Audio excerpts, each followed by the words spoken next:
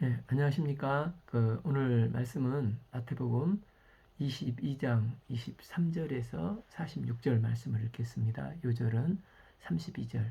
나는 아브라함의 하나님이요 이삭의 하나님이요 야곱의 하나님이로다 하신 것을 읽어보지 못하였느냐? 하나님은 죽은 자의 하나님이 아니요 살아있는 자의 하나님이시라 하시니, 종교 지도자들은 예수님의 메시아적인 권세에 대해서 질문함으로 도전을 했습니다. 첫 번째 도전은 바리새인들이 제자들과 헤롯 당원들이 정치적인 세금 문제로 도전을 했습니다. 이제 두 번째 도전은 신학적인 부활 문제로 사두개인들이 도전을 합니다. 또 세 번째는 율법사가 어느 계명이 큰가, 이 종교적인 도전을 하고 있습니다. 이들은 지금까지 가장 뜨거운 이슈였던 예수님이 메시아인가에 대해서 세 가지 도전을 통해서 예수님은 메시아가 아니신 것을 증명하고 올무로 끌어내리려고 했다가, 오히려 예수님께서 메시아이신 것을 드러내는 상황이 되었습니다. 이제 그들이 케오페 당하고 꿀먹은 벙어리가 되는 말씀입니다. 23.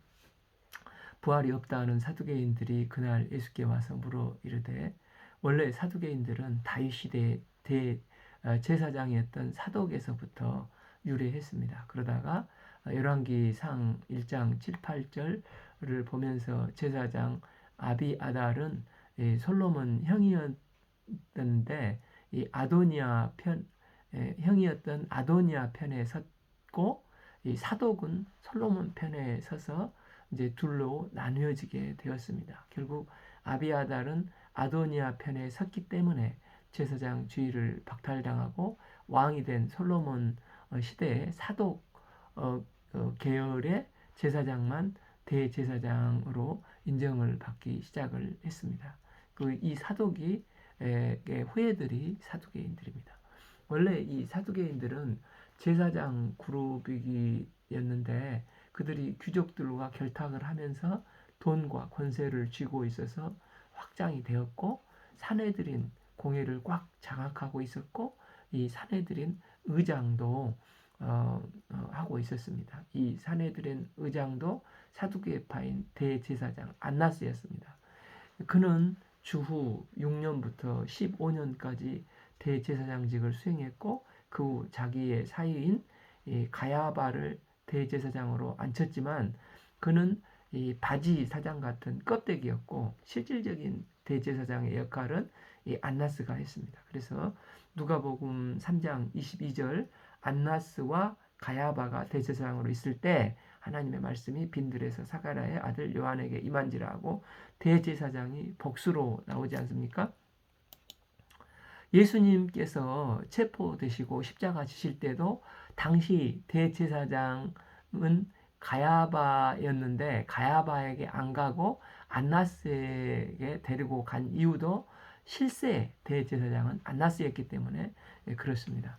이 사두개인들은 로마에 빌붙어 살면서 당시 가난하고 헐벗고 굶주린 백성들을 위해서 한 일이 하나도 없었습니다. 그래서 가난한 백성들은 사두개인들의 평가가 아주 안 좋았습니다. 또한 이들은 보수주의자들로 모세 오경만을 경전으로 인정을 했습니다. 또한 그들은 사도행전 23장 8절을 보면 부활을 안 믿고 그저 현세의 권력과 부귀 영화에 매우 집착한 현세적인 삶을 최고의 목적으로 두고 산 사람들이었습니다. 때문에 이들은 예수님이 장사하고 환전하는 것에서 이권을 취했었는데, 그것을 성전을 다 뒤집어 엎으시고 개혁을 하셨을 때 예수님이 아주 눈에 가시처럼 보였던 것입니다. 그래서 예수님을 넘어뜨리고자 이제 질문을 던집니다. 24. 선생님이여, 모세가 일렀으되 사람이 만일 자식이 없이 죽으면 그 동생이 그 아내에게 장가들어 형을 위하여 상속자를 세울지니라 하였나이다. 25 우리 중에 7형제가 있었는데 마지가 장가 들었다가 죽어 상속자가 없으므로 그 아내는 그 동생에게 물려주고 26 그 둘째와 셋째 일곱째까지 그렇게 하다가 27 최후에 그 여자도 죽었나이다. 28 그런즉 이들이 다 그를 취하였으니 부활 때 7명 중에 누구 아내가 되리이까 하는 이상 야릇한 종교적인 질문을 던지는 것입니다. 이들은 부활을 안 믿는데 부활을 전제로 까다로운 문제들을 만들어서 예수님께 도전을 하고 있습니다.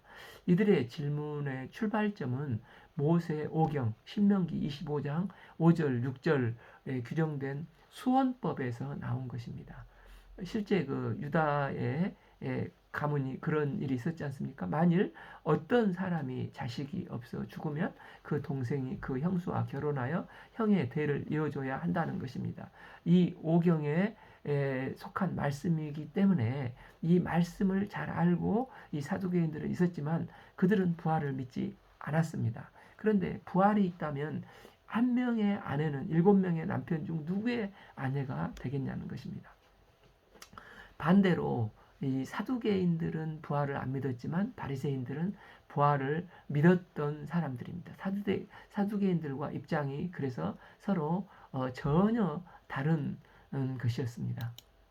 선지자 그 이사야서 26장 9절을 보면 죽은 자들은 살아나고 그들의 시체들은 일어나리이다.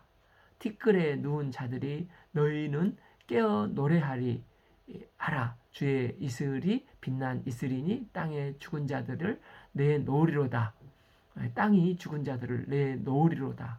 선지자 이사야는 장차 부활이 있을 것을 분명하게 예언을 하셨습니다. 또 다니엘서 12장 2절 이 땅의 티끌 가운데에서 자는 자 중에서 많은 사람이 깨어나 영생을 받는 자도 있겠고 수치를 당하여서 영원히 부끄러움을 당할 자도 있을 것이며 이 영생에 대해서 다니엘은 분명히 말씀을 하고 있습니다. 그래서 바리새인들은 이 부활을 믿었는데 사두개인들은 믿지 않는 자들이 사악하게 예수님을 넘어뜨리기 위해서 구약 율법을 이용해서 부활이 되면 이제 이 가정은 어떻게 되는가? 이 부활 신앙의 맹점을 만들어서 예수님을 넘어뜨리고자 이런 까다로운 질문을 언급하고 있는 것입니다. 29 예수께서 대답하여 이르시되 너희가 가만히 보니 성경도 하나님의 능력도 알지 못하는 고로 오해하였도다. 예수님은 그들이 부활 교리에 대해서 지극히 오해를 하고 있음을 핵심을 찔러 말씀을 하고 계십니다. 그들은 악의를 가지고 예수님을 넘어뜨리고자 했지만 예수님은 악으로 갚지 않으시고 선으로 부활과 부활 이후의 상태가 어떤 것인지를 가르치시는 기회로 삼으신 것입니다. 예수님은 너희들이 모세 오경을 잘 이해했다면 그렇게 이런 어리석은 질문을 하지 않았을 건데 그들은 껍데기만 있고 피상적으로 성경을 알고 있었다는 것입니다. 성경은 하나님의 말씀입니다. 하나님의 말씀을 하나님의 아들이신 예수님이 잘 아십니다. 예수님은 이 땅에 오시기 전부터 만세 전부터 태초에부터 하나님께 함께 계시셨습니다. 기껏해야 이 세상에서 7, 80년, 100년 사는 자들이 하나님의 말씀을 어떻게 잘 알 수 있겠습니까? 예수님은 천국에 대해서 직접 경험이 있으셨습니다. 그래서 사두개인들이 너희들의 모세 오경을 오해했기 때문에 이런 엉뚱한 질문을 하게 된 거라고 너희들은 하나님의 능력을 모른다는 것입니다. 고린도전서 6장 14절에 하나님이 주를 다시 살리셨고 또한 그의 권능으로 우리를 다시 살리시리라. 하나님은 우리를 죽어 티끌이 되어도 우리를 다시 살리실 수 있는 무한한 권능을 가진 전능하신 하나님이십니다. 그런데 사두개인들은 모세 오경에 대해서 오해와 자기들의 현세적인 삶 속에서 경험되어진 것만 진리로 받아들이고 경험을 초월한 것을 받아들이지 않는 굉장히 현세적인 자들이었습니다. 그러나 천국에 대해서는 경험하시고 또 지금까지 사셨던 예수님은 천국을 너무나도 잘 아시는 분이십니다. 사두개인들은 현세만 알고 부활 이후는 경험해 본 적이 없습니다. 그래서 그들은 이 땅에서의 삶과 부활 이후의 삶을 동일한 것으로 전제하고 질문을 하고 있는데 이 전제 자체가 잘못됐다는 것입니다. 하나님의 능력은 죽은 자들을 부활시키실 뿐만 아니라 부활 이후의 삶의 형태를 완전히 다르게 새롭게 만드십니다. 하나님의 능력은 죽은 자들을 부활시켜서 육신의 상태를 똑같이 만드시는 것으로 그치시는 게 아니라 부활 이후의 삶은 부활 이전의 삶과 완전히 다르고 새롭게 하실 수 있는 분이십니다. 그래서 천국을 내 머릿속에서 상상하지 말고 하나님의 말씀하신 것을 그대로 받아들이는 것이 제일로 좋다고 생각을 합니다. 그래서 엄마의 자궁 속에 있는 아기가 엄마와 대화를 나눈다고 할 때 여기서 죽고 난 다음에 이제 세상에 나가면 세상이 지금 내가 살고 있는 세계보다 100배가 커요? 1000배가 커요. 이게 어마어마하게 크겠죠? 그러면 엄마는 어마어마하게 커. 아이가 무슨 소리인지 이해를 못하고 전혀 엄마가 이런 얘기를 해도 알아듣지 못하는 것입니다. 그래서 예수님께서도 니고데모에게 요한복음 3장 12절 내가 땅의 일을 말하여도 너희가 믿지 아니하거든 하물며 하늘의 일을 말하면 어떻게 믿겠느냐 하시지 않습니까? 그래서 지금은 네가 엄마 안에 있어. 그런데 곧 엄마 밖에 나와서 엄마와 대화를 나눌 거야. 우리가 지금 예수님 안에 있습니다. 장차 천국에 가면 예수님과 대화를 나누고 영원토록 함께 거할 것입니다. 그래서 부활 이후의 삶은 땅에서의 삶과 전혀 다른 모습을 취하게 되는 것입니다. 첫 번째 모습이 남녀 사이에 결혼하는 점이 다 없어진다는 것입니다. 결혼은 이 땅에서만 있는 것이고 부활 이후의 삶은 죽음이 없는 영원한 것이기 때문에 결혼해서 번성할 필요가 없는 것입니다. 그러나 천국에는 이런 일이 없지만 부활 이후에는 땅에서 부부 관계보다 더 친밀하고 더 깊이 이해하는 관계가 되는 것입니다. 30. 부활 때는 장가도 아니 가고 시집도 아니 가고 하늘에 있는 천사들과 같으리라. 예수님은 천국에서는 하늘에 있는 천사들과 같아진다는 것입니다. 모든 면에서 천사들과 날개가 있고 한다는 말씀을 하시는 게 아니라 천사들이 서로 결혼을 안 하는 것처럼 이 땅에 있는 부부들이 남녀가 결혼하지 않는다는 면에서 천사와 같을 것이라는 것을 말씀하고 계십니다. 아직 우리가 이제 안 가봐서 잘 모르지만 예수님은 이 말씀을 하시고 계십니다. 나중에 우리도 한번 가봅시다. 30일 죽은 자의 부활은 논할진대 하나님이 너희에게 말씀하신 바 32 나는 아브라함의 하나님이요 이삭의 하나님이요 야곱의 하나님이로다 하신 것을 읽어보지 못하였느냐? 하나님은 죽은 자의 하나님이시요 살아있는 자의 하나님이시라 하시니 다니엘서나 이사야서에서 분명하게 부활의 말씀을 하셨지만 사두개인들이 믿는 이 모세 오경에는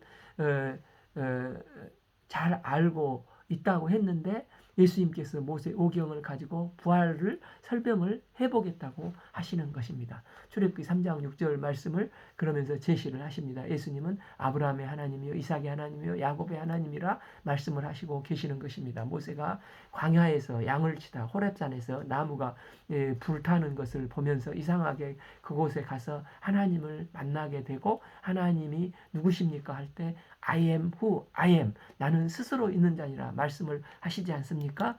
나는 아브라함의 하나님 또 이삭의 하나님 야곱의 하나님이라 해서 말씀을 하십니다. 여기서 주목할 점은 시제가 다 현재형이라는 것입니다. 나는 아브라함의 하나님이었다.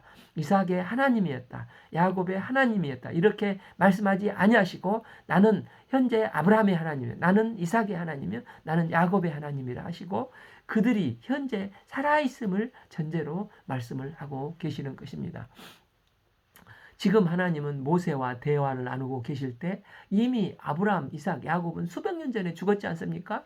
그러면 나는 아브라함의 하나님이었다. 그런데 나는 지금 모세 너의 하나님이라 라고 말씀을 해야 하지 않습니까? 그런데 하나님은 나는 아브라함의 하나님이고 지금 이삭의 하나님이고 야곱의 하나님이고 지금 모세 너의 하나님이라 이렇게 말씀을 하시고 계시는 것입니다. 이것은 아브라함, 이삭, 야곱이 모세가 살아있는 동안에도 살아있는 것을 전제로 지금 천상에도 그들이 살아있다고 말씀을 하시는 것입니다. 하나님은 천상에 있는 아브라함의 하나님, 이삭의 하나님, 야곱의 하나님이시고 땅에 있는 모세 너의 하나님이시기도 하다는 말씀입니다. 즉 아브라함, 이삭, 야곱이 죽어서 끝난 게 아니라 지금도 여전히 천상에서 살아있다는 것입니다. 그러면서 사두개인들에게 여기서 강조하는 것은 니네들이 시인하든 부인하든 부활은 있다는 것입니다. 때문에 우리가 이 땅에 살다가 천국 가는 것은 연속성입니다. 그래서 병에 걸려 이제 병들었다가 다시 내가 침상에서 눈을 뜨면 그게 이 세상이니까 벌떡 일어나서 성경 통독을 듣고 이제 새벽기도 하면 되는 것입니다. 또 눈을 떴는데 예수님이 나를 보고 웃고 계시면은 천국에 온 것입니다. 이 연속된 것을 보여주는 게 이제 고린도전서 15장 부활장에서 42절, 44절, 44절 이 네 가지로 설명을 하고 계십니다. 42 죽은 자의 부활도 이와 같으니 썩을 것으로 심고 썩지 아니할 것으로 다시 살며 이 땅에 썩을 것을 심어서 썩지 아니할 것으로 다시 부활하여 거듭난다는 것입니다. 또한 43 욕된 것으로 심고 영광스러운 것으로 다시 살아나며 이 세상 수치스러운 것은 다 심고 이제 영광스러운 것으로 다시 살아나 연결이 된다는 것입니다. 셋째 약한 것으로 심고 강한 것으로 다시 살며 약한 것으로 감기야만 한번 걸려도 얼마나 골골하고 힘들어합니까? 그러나 이제 이 땅 가운데서 약한 것이었지만 주님을 알고 헌신했는데 천국에서는 강한 것으로 살아나고 넷째 몸에 관한 것인데 부활은 몸이 있다는 것입니다. 44 육의 몸으로 심고 신령한 몸으로 다시 살아나니 육의 몸이 있은즉 또한 영의 몸도 있느니라. 그 힌트를 부활하신 예수님께서 저희들에게 주시기를 예수님은 벽 사이를 쓱 하고 지나가시지 않습니까? 그런 부활의 몸이 신령한 몸이 될 거라는 것입니다. 나는 몇 살로 부활하기를 원하십니까? 20대입니까? 지금 이 나이입니까? 우리는 잘 모릅니다. 그러나 저번 설에 제가 이제 삼성 핸드폰이 오래돼서 이제 바꾸러 갔는데 딸이 바꿔주는데 저장 메모리는 그대로 있고 헌 핸드폰을 새 것으로 업그레이드 된 것으로 바꿔줬는데 어쨌든 이처럼 아마 부활하면 나의 특성은 그대로 가지고 있으면서 현재의 몸이 아니고 신령한 몸으로 부활한다는 것입니다. 하나님은 시간에 묶이시는 분이 아니시고 항상 현재의 하나님이십니다. 아브라함의 하나님, 모세의 하나님, 나의 하나님이십니다. 그래서 파스칼이 말하기를 하나님은 나의 하나님, 다른 철학자들의 하나님이 아니라 나의 하나님이라고 고백했지 않습니까? 하나님의 시제는 항상 현재이십니다. 아인슈타인의 상대성 이론 때문에 시간이 언제든지 바뀔 수도 있고 없어질 수도 있다는 것을 우리는 깨달았지 않습니까? 사랑하는 사람하고 있으면 얼마나 시간이 빨라집니까? 우리는 밤하늘의 별을 보면서 야 예쁘다 하는데 굳이 말하자면 그 별빛이 현재의 모습입니까? 별이 오는 시간을 광년이라고 하지 않습니까? 어떤 별은 1년 전의 별빛이고 어떤 것은 100년 전, 심지어 만 광년 전의 모습일 수도 있습니다. 지금 현재의 모습은 모릅니다. 우주라는 세계에 가버리면은 시간은 없어져 버리는 것입니다. 그런데 창조주 하나님은 시간에 매이는 분이 아니시고 알파요 오메가로서 전에도 계셨고 현재도 계시고 장차에도 계시는 전능하신 하나님이십니다. 왜 애정론도 그 시간 안에서만 이해를 하려니까 갸우뚱거리는 것입니다. 그러나 하나님은 항상 현재이십니다. 중요한 것은 부활이 있다는 것입니다. 그래서 예수님께서 강조하시는 핵심은 죽음이 끝이 아니라는 것입니다. 십자가 부활, 이게 우리 기독교의 핵심이 아닙니까? 죽으면 끝이 아니라 연속성이라는 것입니다. 썩을 것으로 심고 썩지 아니할 것으로 반드시 살아나게 됩니다. 육의 몸으로 심고 신령한 몸으로 다시 살아나게 됩니다. 부활의 믿음이 있으면 뭐가 우리가 두렵겠습니까? 우리가 이 땅에서 주 안에서 잘 심고 부활의 영광 있는 영광스러운 주의 종들로 빚어질 것을 믿습니다. 그래서 예수님의 말씀을 들은 33 무리가 듣고 그 가르치심에 놀라더라.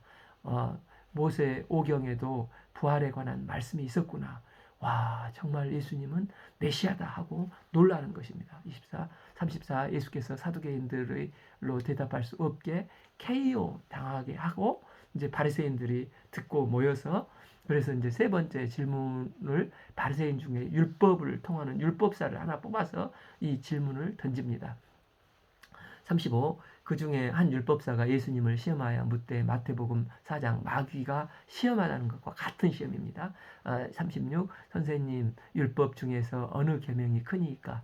계명들을 그 율법사들은 쭉 뽑아서 이 봐보니까 613개의 계명이로 정리가 되었습니다.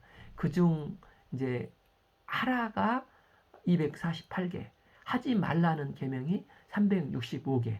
그래서 365일에 365개였다는 것입니다.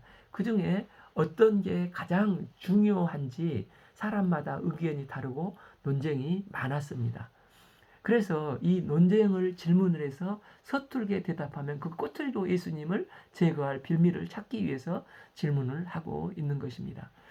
37 예수께서 이르시되 내 마음을 다하고 목숨을 다하고 뜻을 다하고 너의 하나님을 사랑하라 하였으니 예수님은 신명기 6장 그 4절에서 5절, 4절에서 9절 쉐마 말씀을 인용하셔서 말씀을 하십니다. 38 그것이 크고 첫째 되는 계명이요 39 둘째도 이와 같으니 내 이웃을 내 자신과 같이 사랑하라 하셨으니 하나님은 사랑, 이웃사랑, 하나님 사랑, 이웃사랑이 다 중요하다는 것입니다.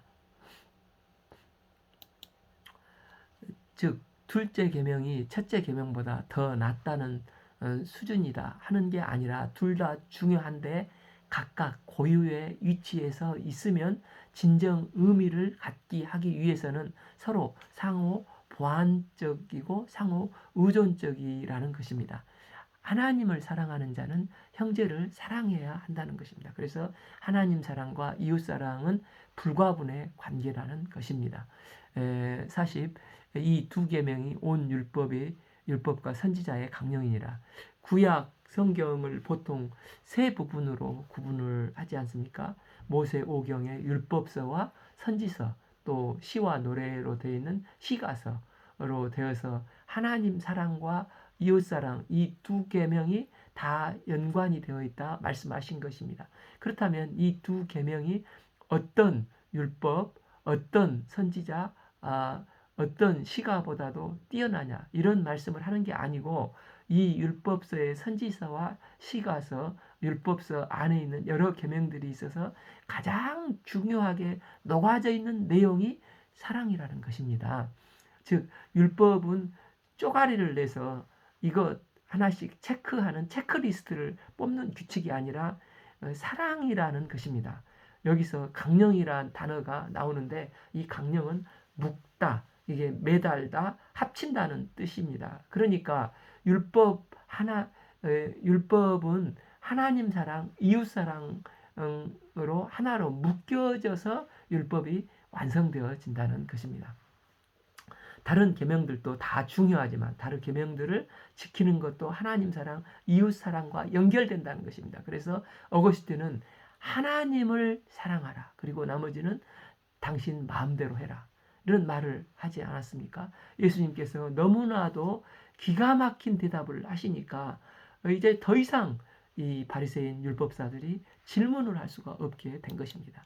종교 지도자들은 자신들의 기득권 때문에, 시기 질투심 때문에 지금까지 가장 뜨거운 이슈였던 예수님이 메시아이신가에 대해서 세 가지로, 정치적으로, 신학적으로, 종교적으로 예수님이 그리스도가 아닌 것을 증명하려고 끌어내려고 했다가 오히려 예수님이 메시아이신 것을 드러내는 상황이 된 것입니다. 예수님은 이제 그들에게 오히려 물으십니다. 40일 바리새인들이 모였을 때 예수께서 그들에게 물으시되 40일 너희는 그리스도에 대해서 어떻게 생각하느냐? 그리스도가 과연 누구의 자손이냐? 나에게 대답을 해봐 라고 물으신 것입니다. 42b 대답하되 다윗의 자손이니이다. 사실 그들은 정치 경제적인 메시아가 오셔서 다윗 시대처럼 막강한 나라를 만들어서 로마를 물리치고 이런 세계 최강국이 되기를 기대하고 있어서 서심없이 이 질문에 대답을 한 것입니다. 43 이르시되 그러면 다윗이 성령에 감동되어 어찌 그리스도를 주라 칭하여 말하되 첫 번째 예수님께서 뻔한 질문을 던진 것은 의도가 있으셨습니다. 어떻게 조상 다윗이 까마득한 후손에게 주라고 칭할 수 있겠느냐?